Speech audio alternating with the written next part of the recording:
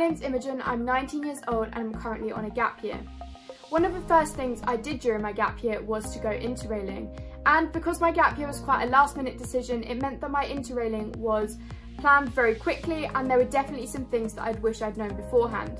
So hopefully by doing this video and sharing my tips and tricks for planning your interrailing trip, then some of you will be able to avoid the mistakes that I made and also learn from my experiences. When you first start planning your interrailing trip, it can be quite a daunting prospect. There are so many countries all over Europe that you want to go and visit, or that you might not have even heard of before but you might love if you go and visit, and so it can be really difficult to sort out which countries and which destinations you actually want to go to. So my first tip for this is to get your map of Europe and write a list of all the countries in Europe, go through them and organise them into countries that you'd love to go to, countries that you'd like to go to, and countries that you're not really bothered about visiting. That way you can make sure that you're not missing out any must-see destinations.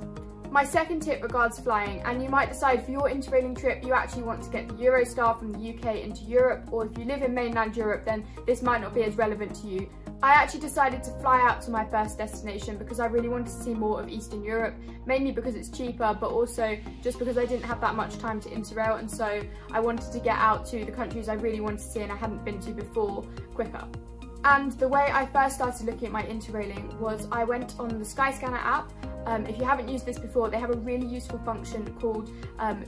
Destination Everywhere. Well, I don't know if that's what it's actually called, but basically you put your airport that you're going from and then you go in the destination box and you type in everywhere and the dates you want to go and you press go, and it tells you all the different countries and all the different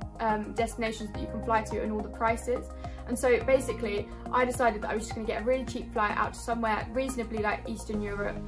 that sort of region, and then I was just going to travel on from there because I had my Interrail pass, which if you haven't seen my other video, check that out because I explained all about how I got my Interrail pass. But I had my Interrail pass, so I knew I could get the train from anywhere to basically wherever I wanted to go to, so it didn't really matter where I was first based. And so by using this function I decided that I was going to fly out to a place called Košice. I don't know if that's actually how you say it. It's either Košice or Košice. I think it's Košice. Košice or Košice, I'll put the name on screen now so you can see how it's spelled, was actually one of my favourite cities, and it was just through using this fly to anywhere function on Skyscanner that we managed to get flights out there. I think they were about £20 just to fly out there from my local airport, which obviously is really reasonably priced.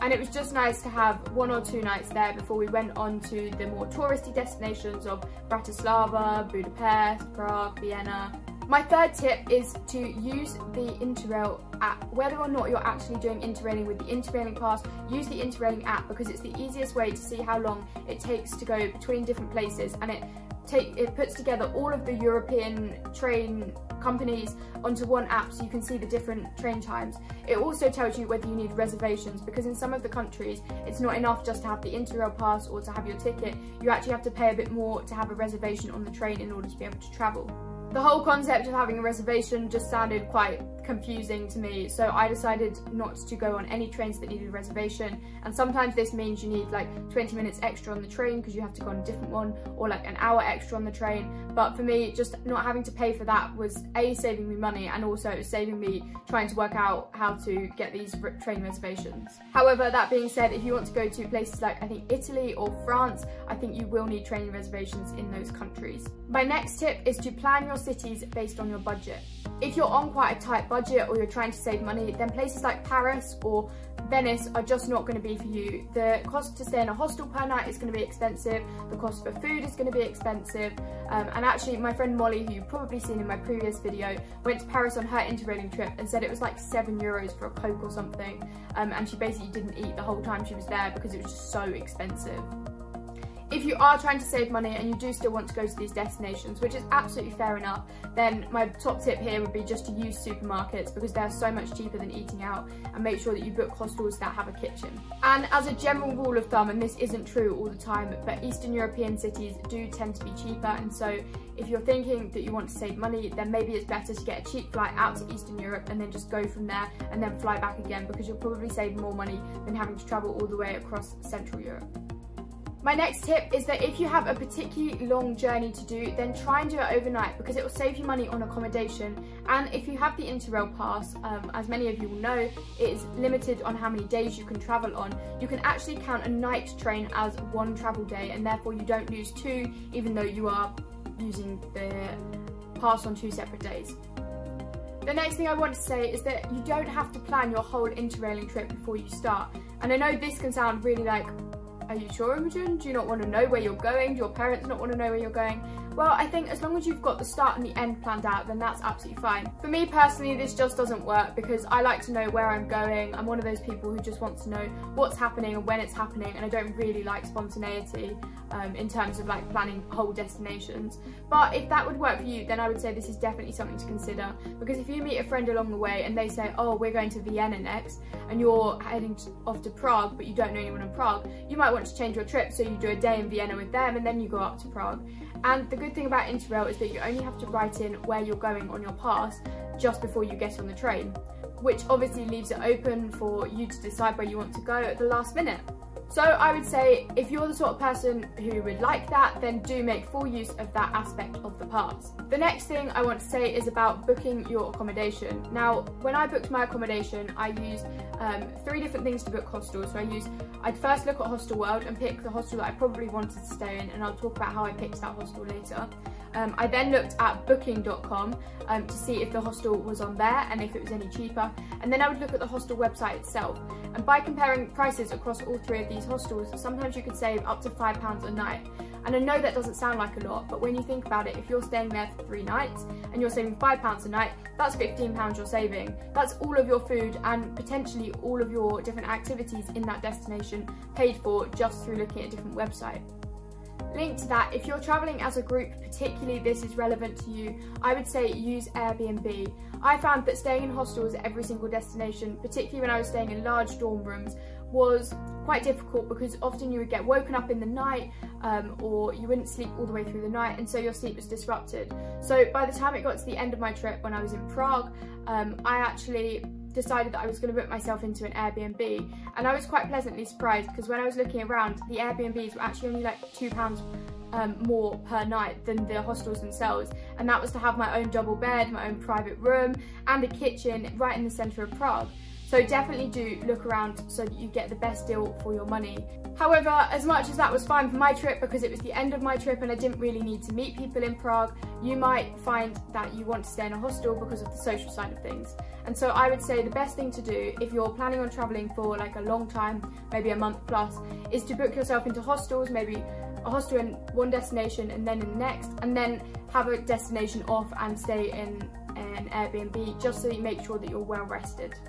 Another tip is that if you are travelling on an early train out of a city, then maybe compromise on the location a little bit, particularly if the train station isn't in that city. So for example, when we stayed in Bratislava, because I was actually travelling with my friend Emma at this point, we stayed at somewhere called Hostel Brickyard because it was literally a stone's throw from the train station. And although we had to walk 20 minutes to get into the city centre, when we had to get up at 6 o'clock to go and get a train to Vienna, that was such a godsend. Honestly, if we'd have had to walk for half an hour, we would have been getting up at like 5 o'clock in the morning to trek halfway across the city to get to the train station. And it was so nice to be able to roll out of bed and just walk to the train station, which was literally 2 minutes away. The next tip is for if you've not actually got an Interrail pass, I would always say look at how much the train ticket costs and look at how much buses are. There's something called Flix buses which runs all over Europe, and I actually used this a couple of times whilst I was in Germany later in the year, but I didn't use this for my interrailing because I had the pass. But definitely look at the buses because often buses can be just as speedy depending on which destinations you're going between, and are often a lot cheaper than using the train, and therefore that's a really easy way to keep your costs down. And linked to that, I would say do definitely look at the prices of your train tickets because, for example, if you are in Eastern Europe, which typically is cheaper, then your train tickets might not work out as much as the Interrail pass, and therefore it might be cheaper just to buy individual train tickets than getting the pass. Say if you're only doing 4 train journeys, then that will be probably a lot cheaper than the pass itself. I said I was going to talk a little bit more about how I picked my hostels, so I would always look up on Google quietest hostel in X, and obviously X is the city, so quietest hostel in Budapest, or because I just like being in quite quiet hostels. Obviously you still get to meet people, but if they're not known for being like party hostels, which a lot of them are,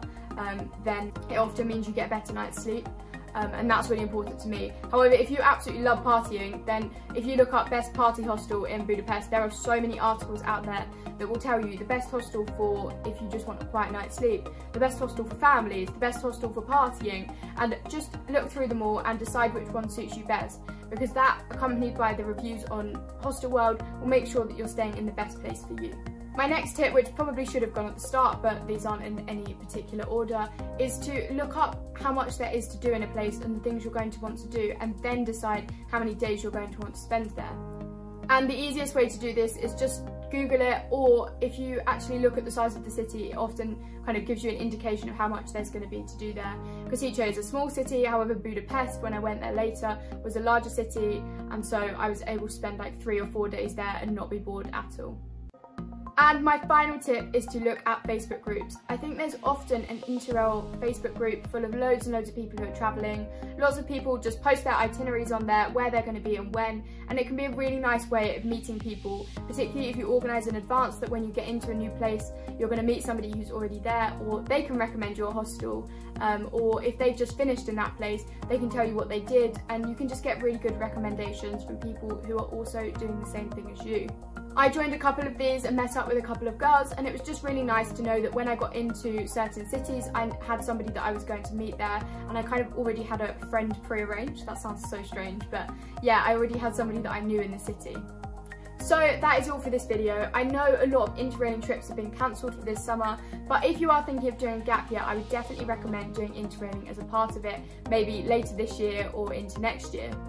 Just because we can't travel at the moment doesn't mean that you can't plan a trip, so I would definitely recommend looking through these tips, and even if all you do is write down a list of destinations that you'd really like to go to, that's a really good first step, and it will save you time when finally borders are open and we're able to travel. You'll be able to hop on a plane straight away and go to your first destination and work it out from there. So if you have enjoyed this video, then don't forget to hit that subscribe button down below, turn on the bell so that you are notified when I next post, and give this video a big thumbs up. I really hope you found this video useful and that you picked up a couple of tips or tricks, and I will see you next time for a new video.